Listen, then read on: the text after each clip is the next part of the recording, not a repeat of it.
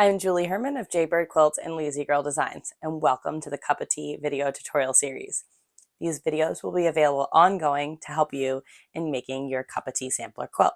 Books are available now, and you can ask for it at your favorite local quilt shop. In today's video, I'm going to show you more about mitered borders. I go over step by step how to do mitered borders beginning on page 58 of the book. I find it best to begin with a small project if you have never done mitered borders or you haven't done them in a while. So in this tutorial, you're going to see the example of mitered borders done on a pillow. This Teapot pillow is a bonus pillow available in the end of the Cuppa Tea Sampler book, and you can make it using any of the blocks from the quilt. And it's a great opportunity to practice your piecing for the blocks as well as the mitered borders. So let's jump right on in. So the first thing that we want to do is we want to measure our quilt top, or in this case, just our block. We want to do this because things happen in sewing and in measurements, and things are not always exactly what they should be in the end. So this block for me should be 15.5, and it's just a hair under. When you are working with a full finished quilt is often when your measurements will get to be more off. So let's see. Yep, that still is 15.5. And this side, it's just a hair under as well. So I'm going to stick with my 15.5 measurement. If you measure your quilt or your pillow and it is off by more than 1/8 of an inch, go ahead, write down that measurement so that you know what that is. Now we're going to take our project and flip it to the back. And what I want to do now is I want to mark the corners. And I'm going to take the pressing mat away so that you can see a little better on the contrast of my table. I want to measure 1/4 inch in from either corner and just lightly mark with a pencil. And we're doing this on the back so it won't be seen. And if you feel like it is too visible, you can go ahead and use a different marking tool if you'd like, something that washes out. I find that a pencil works just fine. And so I'm going to do those same marks in every corner. And it's important that these are as accurate as possible because these are going to be our starting and stopping marks when sewing our borders in place. The next step is to go ahead and measure and cut and sew your borders together. For this project, I have a small inner border that is the same as the background fabric and then a larger outer border. I have the measurements for this in the book. We want to press these now. And one of the tricks that I find that is really helpful when working with multiple borders is to press 2 of them in one direction and 2 in the other. That way they're going to nest. So let me show you what that looks like. So I'm going to take 2 of the borders and I'm going to press to the border. And then the other 2 I'm going to press towards the white.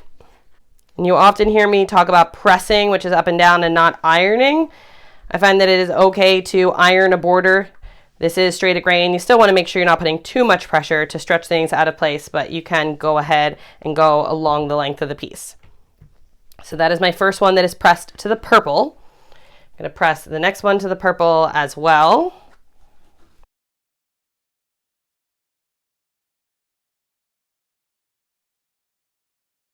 And then I'm going to press the remaining 2 towards the white.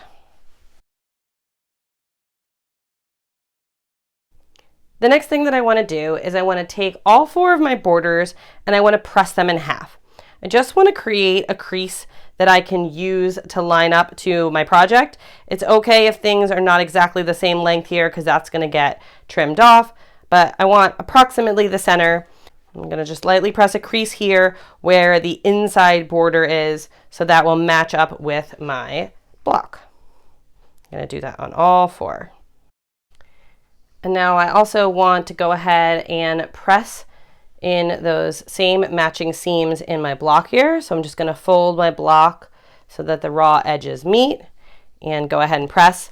Now this may seem not as important on something that is this small, but this is really a step that's very important when you're working on an entire quilt. You easily can end up stretching borders or cutting things the wrong size, and things can get wavy. And so matching up your center points and your end points are really going to be essential to keeping things nice and flat when you're working with an entire quilt.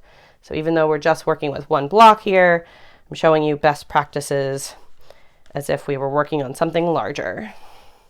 Now I'm going to set my block aside and I'm going to take a look at my borders. And what I want to do now is I want to mark where I want them to match up to these corners. So we're going to go back to what our measurement was when we measured the size of our block. So for this block, it's 15.5. We want to take off 1/2 inch, and that accounts for the 1/4 inch here and the 1/4 inch here. So that gives us 15. 15 divided in half is 7.5. Go ahead and jot your numbers down if you are working with different numbers so that you can make sure everything is accurate. Now I'm going to take the 7.5 on my ruler and line it up with that press that I made with my iron. And now I'm going to take a pin and I'm going to put a pin in place right here at 7.5 inches. Then I'm going to do same thing on this side. Again, 7.5 inches and pin. Now I'm going to do a quick double check with this just before I go ahead and do all of them. I'm just going to slide it out of the way. So when I take this to this, those pins should line up with where my drawn lines are and my fold with my fold, which it does. So that's great. So now I know that I want to go ahead and repeat that process on all of my borders. If you're working on a different project that is not square, keep in mind that you will have vertical and horizontal measurements that will be different from each other. So keep track of those to make sure that you mark correctly all 4 of your borders. In this case, this pillow, as well as the Cuppa Tea quilt, they are both square, so I don't need to worry about that. So now we have all of our borders pinned and we have our block marked, and it's time to place our first border onto our block. Now normally we sew with the smaller item on top, which would be this, and then we head on over to the machine. I find I have more success with mitered borders sewing with the quilt or the block on top and the border below. I know it seems a little weird, but give it a try. So what we want to do here is we want to make sure that this pin lines up right with that drawn line. Take another pin and put it in place. I'll take another pin to pin that in place. I'm going to look for the same thing over here, that this line lines up right on top of my pin.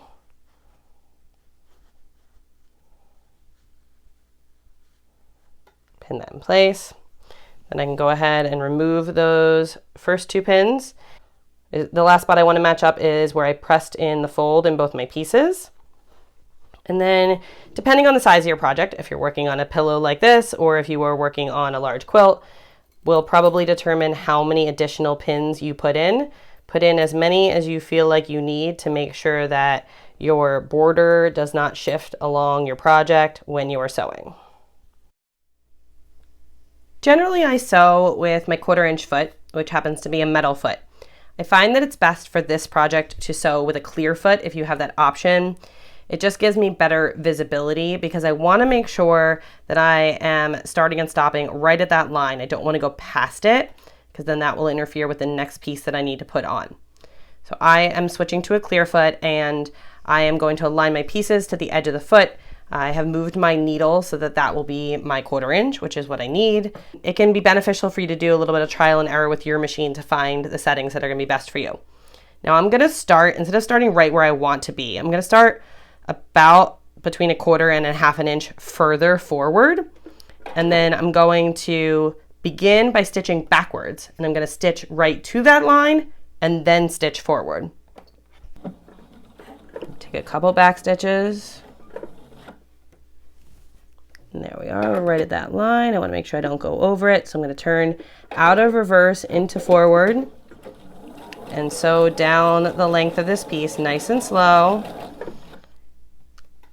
And I'm going to remove my pins as I go. My pins are out of the way for sewing, most of them, but you still never want to sew over pins. Not a good habit.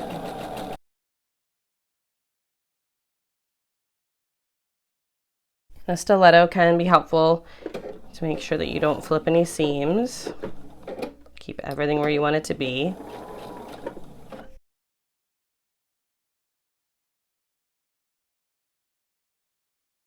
I'm going to slow down as I get towards the end here and grab my stiletto, and I want to go ahead and sew till I get right to this line and then take a couple back stitches. I don't want to come any further than that.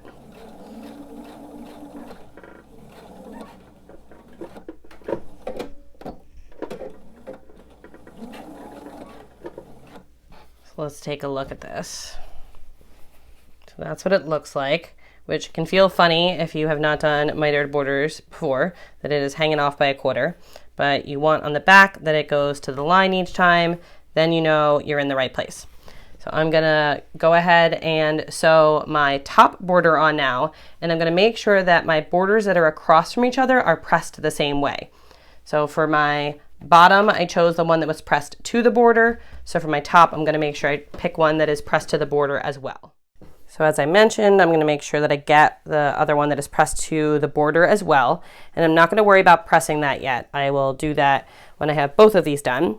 So again, I'm going to flip this over and align this so that my pins can help if you push them out a little more, so that my pins line up on my pencil lines and my fold lines up here in the center. And if it doesn't, take a minute to figure out why and adjust things if necessary. And then pin everything in place.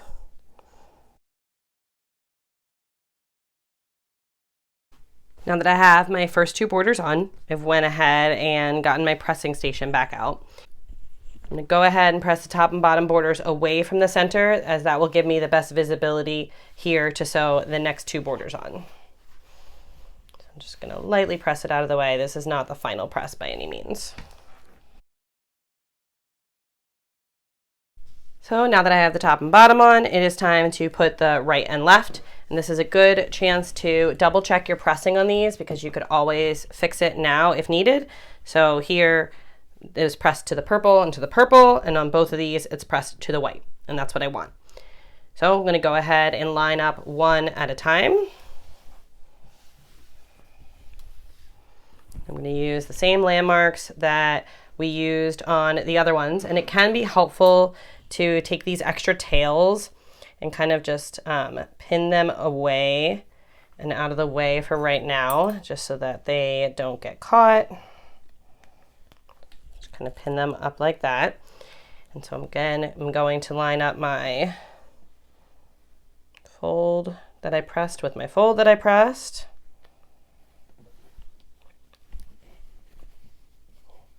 And it can be hard to kind of get it out because you got a lot going on here now, but do your best to kind of move this out of the way, flatten this, and get your pin to line up on that drawn line.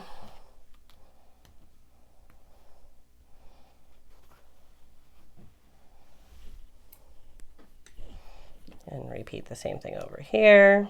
And the pin right on top of the drawn line. Pin. Then put as many pins as you feel that you need, just as I mentioned before, across this piece. And I'm going to repeat these steps to pin the other side border on. Now we're going to head back on over to the machine and sew from our line to our line on our two remaining sides. So I'll give you a little close-up of what this looks like. It can feel like a little bit cumbersome because there's extra fabric right now. So just do your best to manage that extra fabric. But this is what it'll look like. We have our seam that we already sewed, and we made it to that straight line. And now we are going to begin sewing there. So again, as we did with this, I find it helpful to kind of start down here, back stitch up to there, then sew down the length of the piece. I find it shifts less, and I just find that I can often get a cleaner point of where they match up. Take a couple back stitches.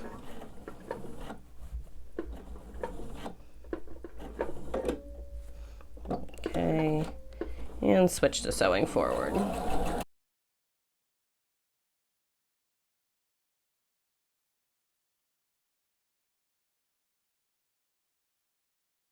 So nice and slow as we get towards the end here.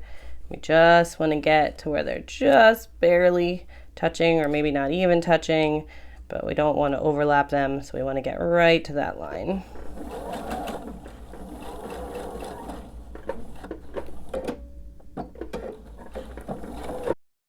And do the same thing on this side.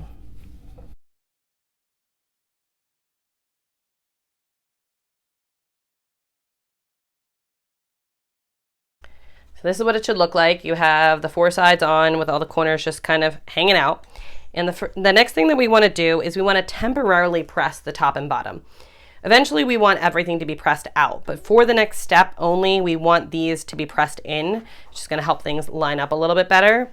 So don't go to town on pressing this super heavy and hard with a ton of steam because you're going to undo it eventually. Just lightly press the last border, the last two that we just put on, press them towards the center. Now comes the fun part, which is sewing the miter, and we need to go ahead and mark this. So we want to flip our project back so that it is right side up. It really doesn't matter which corner you begin in, so you can just pick any of them. So what you're going to do is take your quilt, or in this case your pillow, and you're going to fold it diagonally so that these raw edges, the raw edges that were here and the raw edges down here, are going to meet on top of each other. Okay, and so this is where it's going to help that we pressed some things in one direction and some things in the other direction, because I can feel, and I'll try and show you as best as I can, the pieces right here are pressed down towards me, and the pieces on the bottom are pressed away from me. So that's allowing me to nest these together so that I can get this to lay as flat as possible, which is the goal. So I'm just going to put a pin in temporarily to hold this. We can always move it. And another pin over here. Now you'll need your pencil again, and you'll need a ruler. If it has a 45-degree line, that can be really helpful. I like to line up my 45-degree line, which you can see here on the bottom of my raw edges of my two borders. And then we want to slide the ruler over so that this long edge of the ruler is on top of this fold. And in this case with this block, because we have a lot of center elements, we can tell it is perfectly folded. You don't always have that depending on what quilt you're working on. So you want to try your best to use that 45 as a nice double check to yourself. And we're simply going to draw a line. If your piece was pressed towards you, you may have a section of the line missing when you go to flip it back up. So just connect that if you need to. This line should connect to your stitching line from when we put the borders on. I don't need that many pins right now because this is just two small borders being added.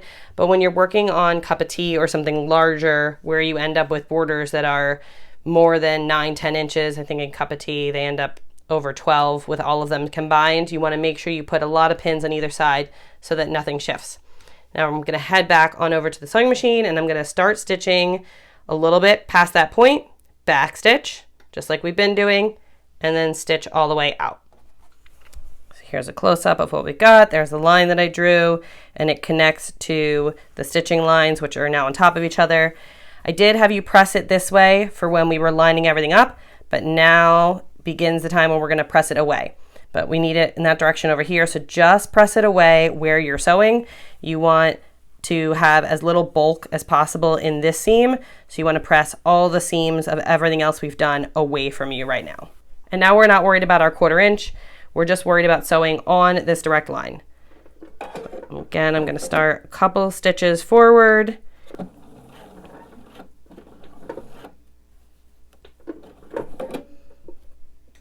And when I see that I've gotten right there, I'm going to switch to going forward.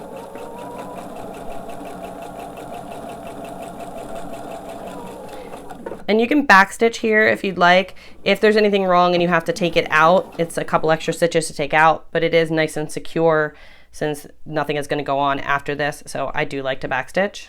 Now we're going to take our pins out and let's see how it turned out. That looks fantastic. So it is lined up perfectly here, perfectly here. Let me show you.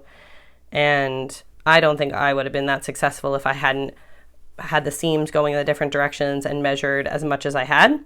So I still like at this point to go ahead and press it open with these extra tails and finish all of my corners and make sure that nothing is wavy or wobbly in any of my corners. And then once I know that I'm good, I can come back and trim that off and press away from the center of my quilt and press this open. So I am going to continue the same process to do the other 3 corners of my pillow. I have finished all 4 corners and 3 of them turned out great. I am super happy with how they turned out, and unfortunately the 4th did not turn out as good, but it's an easy fix because I haven't cut any of my fabric yet. So if you see here, I kind of have like this little bump in, and I think part of the problem was that I forgot to finger press this fabric away and out of the way, and so it kind of got caught in the seam here. So I am just going to take this seam out and redo this corner so that everything lays nice and flat throughout the entire pillow.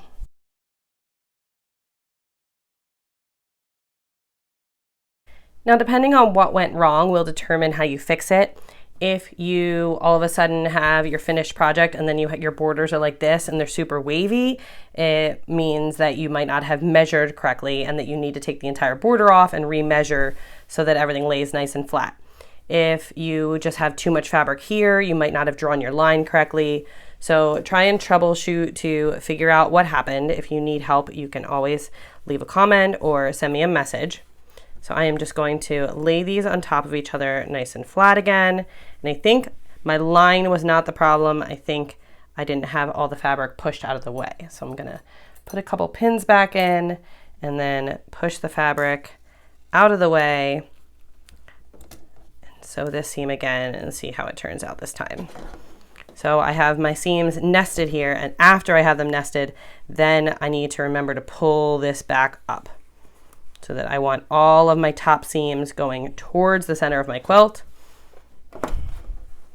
Make sure they stay like that.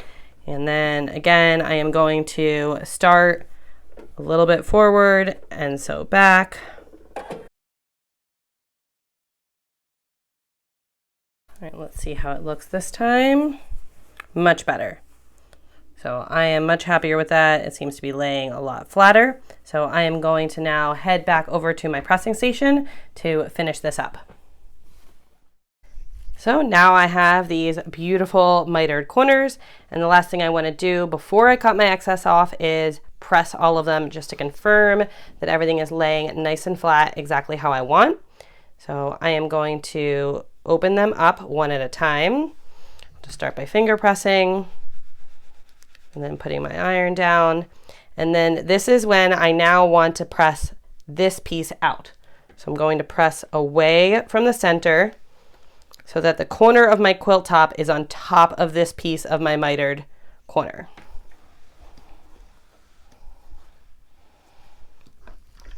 So I'll repeat that in this corner. Again, going to open it up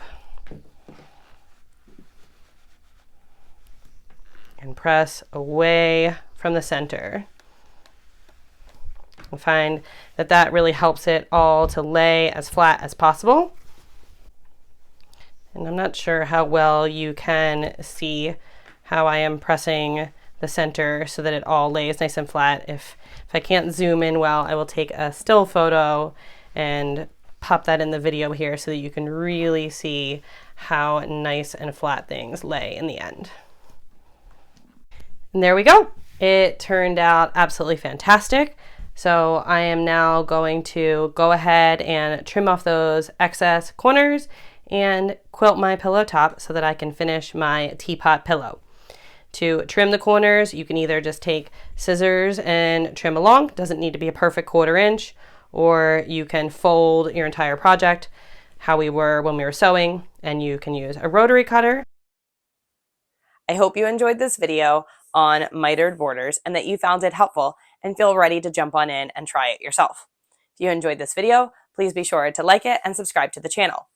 If you have any questions, you can ask those in the comments below. If you have not yet signed up for the Cuppa Tea Sew Along that is beginning this fall, you can do so in the caption below.